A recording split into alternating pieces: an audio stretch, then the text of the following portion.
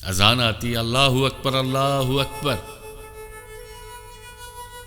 کوئی T V دیکھ رہا ہے اس وقت، کوئی گانے سن رہا ہے، کوئی اپنے کاموں میں مشغول ہے. اللہ بار بار پکار رہا ہے کہ آؤ میری طرف، آؤ آؤ میری طرف آؤ. وہ تم سے تو بہتر ہے، کم از کم خدا کے آگے سجود تو کر رہا ہے، سجدہ تو کر رہا ہے، جھک تو رہا ہے. تم کون ہوتے ہو یہ کہنے والے کہ اس کو نماز پڑھنے نہیں آتی؟ نہیں آتی. الف لام میم محمد این علی. اعوذ باللہ من الشیطان الرجیم، بسم اللہ الرحمن الرحیم. اللہ کے نام سے شروع جو نہایت رحم کرنے والا ہے. ایک قصہ ہے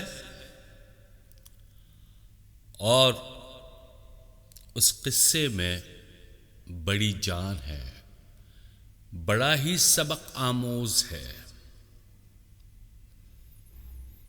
وہ یوں ہے کہ ایک ریڈیو اسٹیشن پر ایک بزرگ خاتون نے کال کی اور اس کے پریزنٹر نے ان سے علیک سلیک کی اور کہا کہ آپ اپنا اماں جی مدعا بتائیں.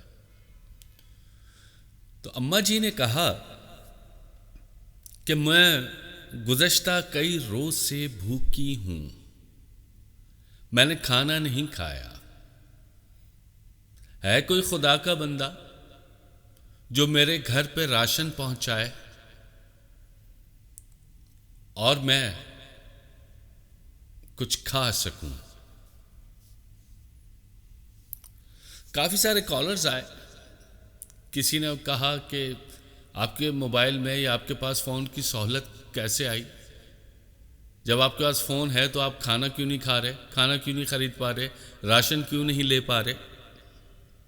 بہرحال کئی فون کالرز تھے، انہوں نے اپنی اپنی سوچ کے مطابق بات کہی. اچانک ایک کالر آیا اور اس نے بڑے ادب سے بات کی اور کہا کہ آپ مجھے اپنے گھر کا ایڈریس دیں، میں آپ کے ہاں راشن پہنچوا دوں گا. ان اماں جی نے اپنے گھر کا ایڈریس اس کالر کو دے دیا. اس کالر نے ٹھیک ٹھاک راشن خریدا اور اپنے ملازم کے ہاتھوں اس بوڑھی اماں کے گھر کا جو پتہ تھا اس ملازم کو دیا اور کہا کہ یہ اس پتے پر راشن پہنچا دو، اور ہاں، اور یہ کہنا کہ تم خدا سے مانگ رہی تھی مگر یہ راشن ایک شیطان نے بھیجا ہے تمہارے لیے. وہ منکر خدا تھا اور اس نے ملازم سے تاکید کی تھی کہ یہ میرا پیغام ضرور دینا کہ شیطان نے یہ راشن بھجوایا ہے. قصہ مختصر، وہ ملازم اس بڑھیا کے دیے ہوئے پتے پر پہنچا اور اس بزرگ اماں کو راشن دیا. وہ اماں بڑی خوش ہوئی، بڑی دعائیں دینے لگی، راشن لیا اور اپنی جگہ پر رکھا. تو اس ملازم نے کہا کہ اماں تم پوچھو گی نہیں کہ یہ راشن کس نے دیا ہے، کس نے بھجوایا ہے؟ اماں کا جواب سن کر اللہ غنی، وہ ملازم بھی دنگ رہ گیا. اماں نے کہا کہ مجھے نہیں معلوم، جب خدا کا حکم ہو تو شیطان بھی راشن بھجوا سکتا ہے. سبحان اللہ، سبحان اللہ، اللہ غنی. اماں کو معلوم نہیں تھا کہ یہ راشن کس نے بھجوایا ہے، مگر اماں نے کہا کہ اگر خدا کا حکم ہو تو شیطان بھی وہ حکم مانتا ہے۔ خدا کا جب حکم ہو تو شیطان کے ذریعے بھی کسی کی مدد ہو سکتی ہے۔ یہ ہے توکل اللہ، یہ ہے اللہ کا حکم۔ اللہ کے کئی احکامات ہیں، کئی حکم ہیں، ہم مانتے نہیں۔ سب سے پہلا حکم تو یہ ہے کہ نماز قائم کرو، نماز پڑھو۔ سب سے پہلا حکم ہے۔ اذان آتی، اللہ اکبر اللہ اکبر، کوئی ٹی وی دیکھ رہا ہے اس وقت، کوئی گانے سن رہا ہے، کوئی اپنے کاموں میں مشغول ہے۔ اللہ بار بار پکار رہا ہے کہ آؤ میری طرف، آؤ آؤ میری طرف آؤ،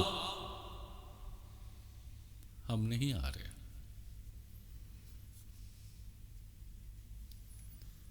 ابھی پچھلے دنوں کسی دوست احباب کے پاس بیٹھا ہوا تھا، تو اس میں ایک دوست نے کہا کہ یار دیکھو، دکھاوے کے لیے نماز پڑھ رہا ہے، اللہ اکبر کیا، سجدہ کیا۔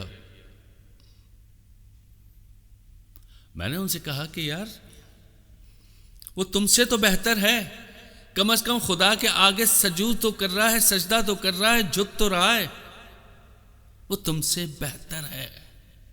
اسے نہیں معلوم، حالانکہ اس کو معلوم ہونی چاہیے تھی، مگر اس کو نہیں معلوم، مگر اس کو یہ تو معلوم ہے کہ مجھے سجدہ کس کو کرنا ہے۔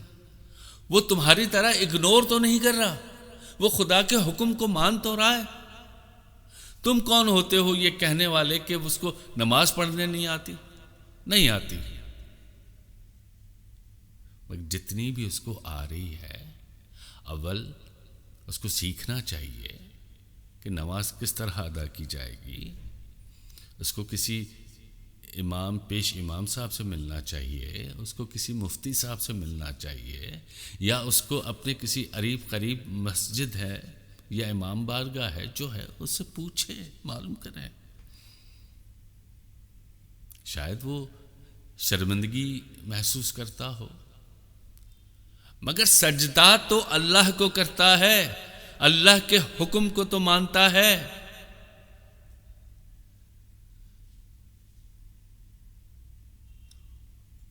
کئی احکامات ہیں رب العالمین کے، اور شکر بھی ادا کرو۔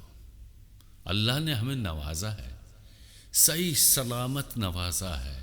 اللہ کا بہت بڑا احسان ہے، ہمارے پاس عقل ہے، شعور ہے۔ رب العالمین نے ہمیں آنکھیں دیں، سونگنے کے لیے ناک دیا۔ کم ہے چیزیں؟ پورا وجود ہمیں اللہ پاک نے صحیح سلامت دیا ہے، اس کے باوجود ہم اس کا شکر ادا نہیں کر رہے۔ حکم تو دور کی بات ہے، حکم دور کی بات ہے، ہم اس کا شکر تک ادا نہیں کر رہے۔ ہمیں ہر حال میں رب العالمین کا شکر ادا کرنا چاہیے، حکم ماننا چاہیے۔ جو فرائض ہیں وہ فرائض ادا کرنے چاہیے۔ میری اور آپ کی کوئی ذات، کوئی حیثیت نہیں ہے۔ ہمیں جو احکام خداوندی ملے ہیں، ہمیں اس پہ منوہن عمل کرنا چاہیے۔ اس میں آپ کی میری کوئی رائے نہیں ہے، کوئی دو رائے ہے ہی نہیں۔ 5 وقت نماز پڑھنی ہے، روزہ رکھنا ہے، زکوٰۃ دینی ہے، اپنے ارد گرد کے لوگوں کو خیال رکھنا ہے۔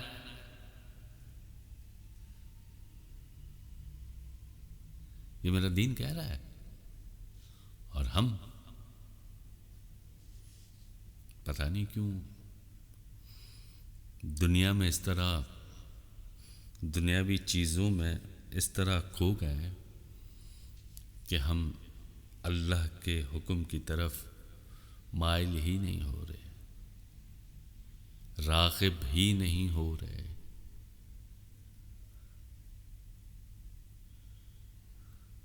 اب وہ کہہ بھی رہا ہے کہ اگر تم کوئی غلطی کرتے ہو، کوئی گناہ کرتے ہو، آؤ میں تمہیں معاف کروں گا، تم آؤ تو صحیح۔ وہ کیا مانگ رہا ہے آپ سے؟ کچھ نہیں، صرف 24 گھنٹوں میں سے 45 منٹ مانگ رہا ہے۔ فجر، ظہر، عصر، مغرب، عشاء، ٹوٹل ان کی جو نماز پڑھنے کا جو ٹائم ہے، ٹوٹل ساری نمازیں پڑھ لو، سکون سے پڑھو، 40 سے 45 منٹ۔ جب آپ باوضو رہیں گے، آپ نماز پڑھیں گے تو باقی ساری چیزیں، یعنی کہ گناہوں سے بھی بچتے رہیں گے، جھوٹ سے بچتے رہیں گے، گندی نظروں سے بچتے رہیں گے، صرف اللہ کو سپرد کر دیں اپنے 40-45 منٹ، اللہ کے حوالے کر دیں، اللہ کے حکم کی تعمیل کریں، پھر دیکھو تو صحیح، زندگی بڑی حسین خوبصورت ہو جائے گی۔ ہم مان ہی نہیں رہے اس بات کو۔ ہمیں یہ پتہ ہے 8 بجے فلاں ڈرامہ آئے گا، 7:30 بجے کرکٹ کا ٹاس ہوگا، 8 بجے میچ شروع ہوگا، 2 گھنٹے کا میچ ہے، اس کے بعد ٹی بریک آ جائے گا، سب پتہ ہے آپ کو۔ آپ کو یہ بھی پتہ ہے کہ عصر کس وقت ہوتی ہے، فجر کس وقت ہوتی ہے، مغرب کس وقت ہوتی ہے، باقاعدہ اذان آ رہی ہوتی ہے۔ نہیں سن رہے، ایک دوسرے سے ڈسکس کرو، یار آج میچ کس کا میچ ہے، چھوڑو یار میچ، رب العالمین کی طرف آؤ۔ جب وہ پکارے اللہ اکبر اللہ اکبر تو اس کی طرف چلے جاؤ۔ تو یہ تھا آج کی تھوڑی سی گفتگو۔ میں کوئی عالم فاضل نہیں ہوں، مگر جو اللہ پاک نے عقل دی ہے، شعور دیا ہے، اس کے مطابق جو میں گفتگو کرتا ہوں، جو سوچتا ہوں، وہ آپ کی طرف بیان کر دیتا ہوں۔ اگر کوئی غلطی لگے، کوئی کوتاہی ہو مجھ سے، تو میں معافی کا طلبگار ہوں۔ امید ہے کہ آج کی ویڈیو پچھلی ویڈیو کی طرح پسند آئی ہوں گی۔ اپنی رائے کا ضرور اظہار کیجیے گا۔ جزاک اللہ خیر۔ الف لام میم محمد این علی، الف لام میم محمد این علی۔